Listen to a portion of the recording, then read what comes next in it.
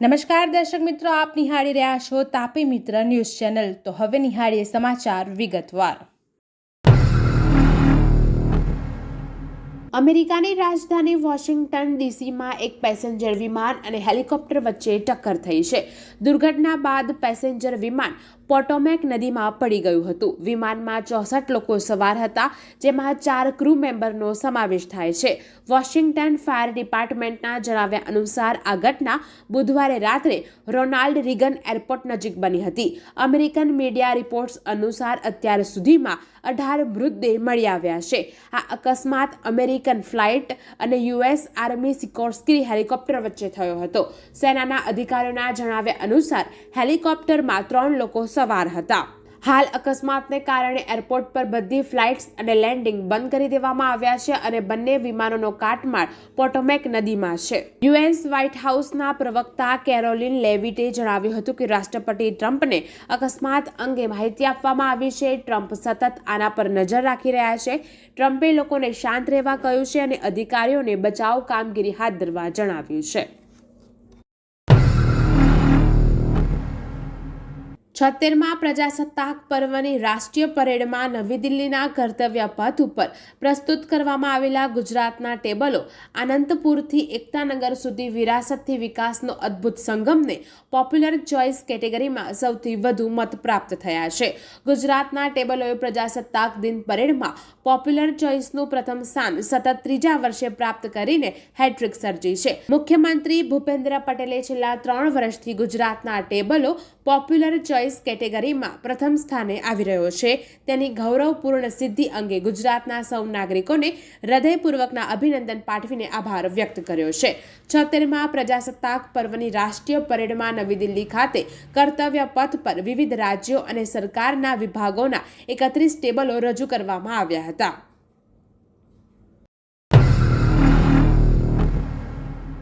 મોરબી મહાનગરપાલિકા બનતાની સાથે જ મનપાના કમિશનર સ્વપ્નિલ ખેરે રાજકોટની જેમ શહેરમાં રોડ ઉપર ખડકાયેલા દબાણો દૂર કરવા માટે 1 વીક 1 રોડ અંતર્ગત દબાણ હટાવ ઝુંબેશ હાથ ધરી છે, જેમાં દર બુધવારે મનપાની ટીમ દ્વારા દબાણ હટાવ ઝુંબેશ હાથ ધરવામાં આવે છે।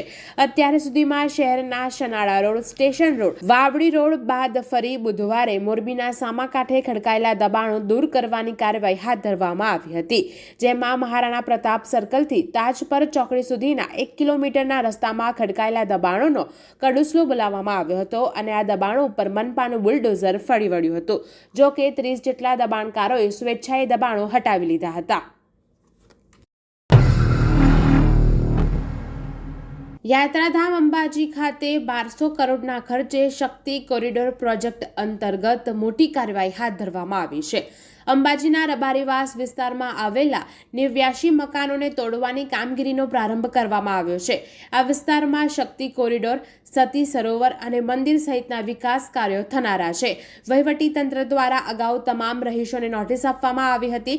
નોટિસનો સમયગાળો પૂર્ણ થતાં સાંજે હોલિડે હોમ પાછળથી રબારીવાસ સુધીના વિસ્તારમાં દબાણ હટાવવાની કામગીરી શરૂ કરવામાં આવી છે।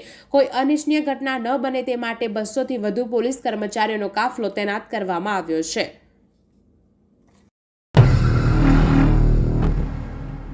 રાજકોટ શહેરમાં અસલી પોલીસ જેટલી નિષ્ક્રિય બની છે તેટલી જ નકલી પોલીસ સક્રિય બની હોય તેવું લાગી રહ્યું છે। ગત તારીખ 25 જાન્યુઆરીના રોજ ચોટીલાના લાખણકા ગામના યુવકને નકલી પોલીસનો ભેટો થયો હતો અને રેડ લાઇટ એરિયામાં મહિલા સાથે વાત કરતો હતો। કેસ કરવાનો છે તેમ કહી ધમકાવી યુવક પાસેથી રૂપિયા 23,000 લૂંટીને 2 શખ્સ નાસી ગયા હતા, જેની ફરિયાદના આધારે તપાસ હાથ ધરી થોરાળા પોલીસ દ્વારા એક સગીર સહિત 2 આરોપીને ઝડપી પાડી ગુનામાં વપરાયેલા વાહન તેમજ 23,000 રોકડ સહિત મુદ્દામાલ કબજે કરી કાયદેસરની કાર્યવાહી હાથ ધરી છે। પોલીસ તપાસમાં આરોપી દ્વારા અગાઉ પણ પોલીસના નામે તોડ કરવા તેમજ ચોરી સહિત 7 ગુનામાં પોલીસ ચોપડે ચડી ચૂક્યો હોવાનું સામે આવ્યું છે।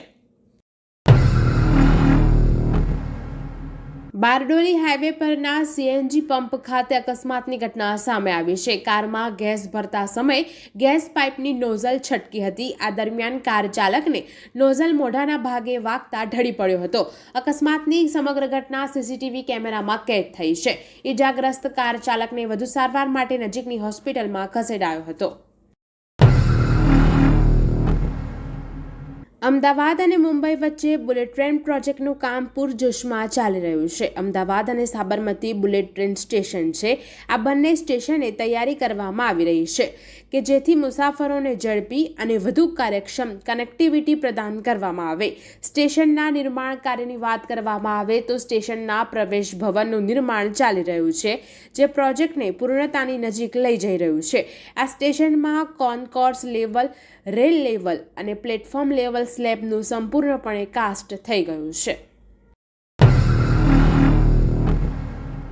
વડોદરા શહેરના રાજમહેલ રોડ પર કારમાં સવાર 2 લોકો અને એક એક્ટિવા ચાલકે જાહેરમાં મારામારી કરી હતી.